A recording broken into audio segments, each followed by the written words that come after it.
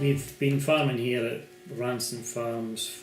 I've been here 17 years and the majority of the crops is barley, wheat, oilseed rape and spring oats, and it all gets up to about 2,500 acres. The terrain at Ranson Farms is very steep and very tricky terrain to operate on, and you have to be very, very careful on some of the slopes. Berthoud were very keen to show the sprayer was going to operate very well on the slopes, and it was very impressive, which gave me a lot of confidence to purchase a machine, and it has so far up to now performed very, very well in stability and climbing factors. One of my main concerns was safety on being able to brake.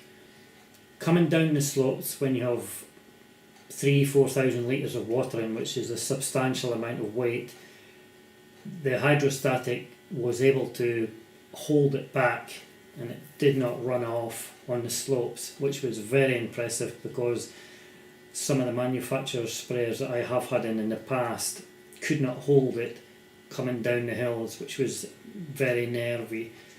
And with this having a foot brake on was a relief factor for me to have there, but I haven't used it so far, so it's very impressive that it can hold it coming down the hills.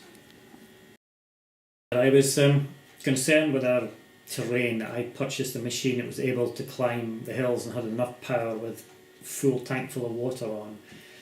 So I went for a 245 horsepower maximum power that was available, and obviously fuel consumption was slightly more than my last sprayer, but was compensated by going to 30 metre booms and a larger tank, so it was a justifiable task to actually go with a higher horsepower.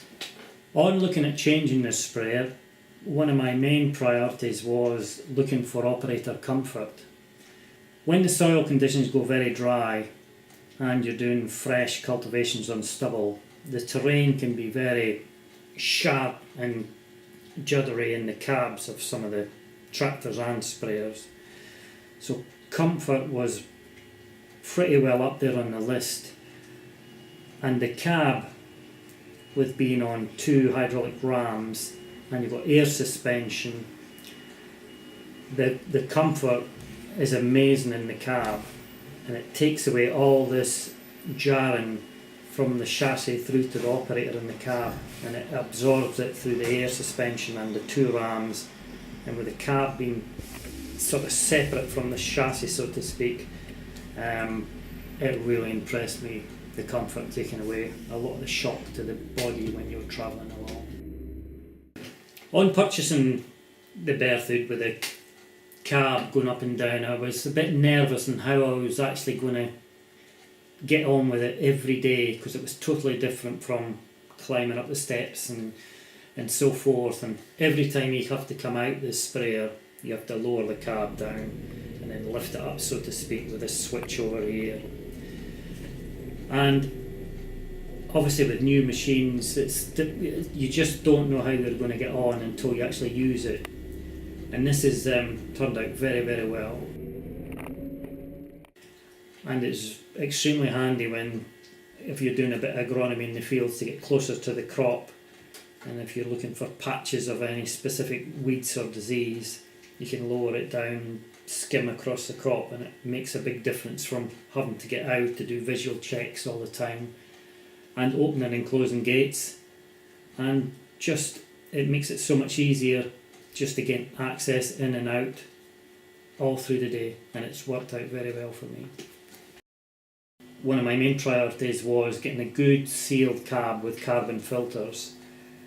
Having operated Claas combines, I did like the Claas cab and the vision and the air seal when closing the doors. When you close the door, it was a really tight seal, and the vibration and noise within the cab is extremely comfortable for the operator. In the cab controls, we purchased the EC Tronic along with Trimble GPS system. On the GPS system I have added auto steer and auto switch off.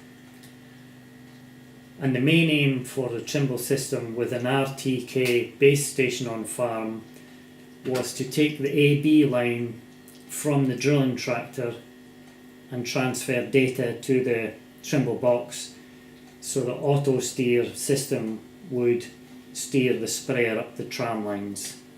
As operators, when using the machine, always like to know if all the jets is clear and so forth.